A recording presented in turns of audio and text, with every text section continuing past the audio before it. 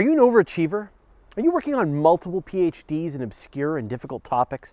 Can you speak multiple languages, including alienese? Do you suspect, if handed the controls, you could complete the Kessel Run in fewer parsecs than Han? If you said yes to any of these questions, you might want to consider becoming an astronaut. In fact, if you're an American citizen, there's never been a better time to see if you've got the right stuff. NASA has opened up their astronaut corps to the few, the proud, the willing to get motion sickness in zero gravity, to boldly vomit where few have vomited before. In the olden days, you either had to be a chimpanzee or an Air Force test pilot to be allowed to take the controls of a genuine NASA rocket and break free from the surly chains of gravity.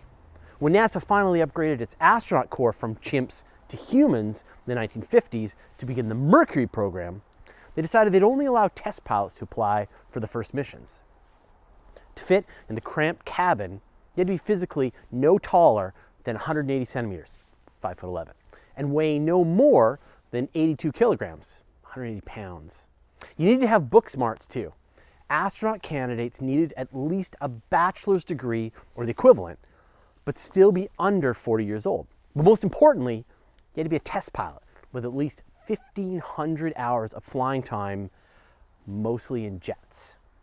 Didn't have hours behind the stick piloting the most insane flying machines dreamt up by those nutty scientists? Well, then you didn't have the right stuff. Those qualifications continued through the Gemini and Apollo program, although they relaxed them somewhat, allowing younger astronauts and those with less flight time.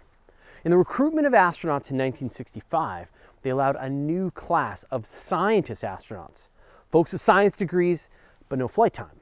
The most famous of these was Jack Schmitt, a geologist who walked on the moon with Apollo 17. So NASA now understands that they need astronauts with a wide range of space-based skills, and not just a bunch of test pilots. There are two kinds of people who get to go to space: pilots and mission specialists. The first category are the commanders and pilot astronauts, the folks who actually fly the spacecraft. They're the ones with the thousands of hours behind the stick of a modern jet. The more cockamamie, the better. To be qualified as a pilot astronaut, you need to have at least 1,000 hours of pilot in command time in a jet aircraft. You need to be healthy with normal blood pressure, good vision, and a height between 158 to 191 centimeters, 62 to 75 inches. And there are no longer any age restrictions, so astronauts have been selected between 26 and 46 years old. You need a degree in some kind of space-related science like engineering, mathematics, biological science, and physical science, but that's a minimum. You really want to have an advanced degree, or even multiple degrees. So if you're a healthy, eagle-eyed test pilot with a few advanced degrees, you should apply. The other category is the mission specialists. These are the astronauts with specialties that will come into play on a space mission. For example, doctors, engineers, particle physicists, xenobiologists, alien translators, droid mechanics, etc. Since you won't be required to fly the spacecraft, test pilot experience isn't necessary, but you'll need to have the same physical health as the pilot astronaut. The main difference is that you'll need to have one or multiple advanced degrees in engineering, science, or math. The more degrees and the more advanced they are, the better. Got to collect them all. I mentioned two kinds of astronauts, but there's actually a third, the payload specialist. These are the astronauts who went to space during the shuttle era to perform a specific mission.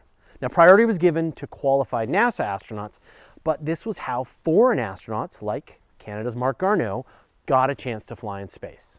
So, are you intrigued, thinking you might want to throw your name in the helmet? Want to know what being an astronaut pays? A starting astronaut can make $66,000 per year, while a senior one can earn $145,000 per year.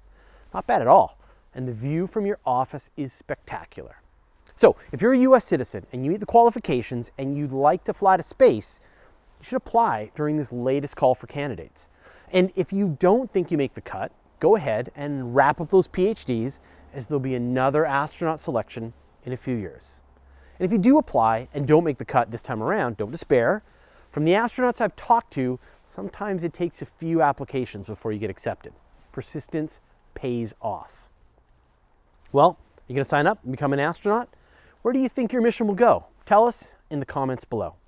In our next episode, we finally decide whether we should send humans back to the moon or off to Mars. Want to hear that decision? Make sure you subscribe to our channel and you'll get notified the moment we publish it. Oh, and make sure you stick around for the blooper.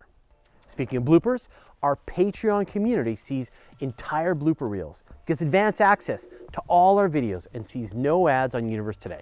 Join the club of 511 amazing people who support us in making great space and astronomy content. The people who make these shows even possible, like Matthew Simone and Steve Dalton. Want to get on the action? Click here. There are two kinds of people who get to go to space: pilots and mission specialists.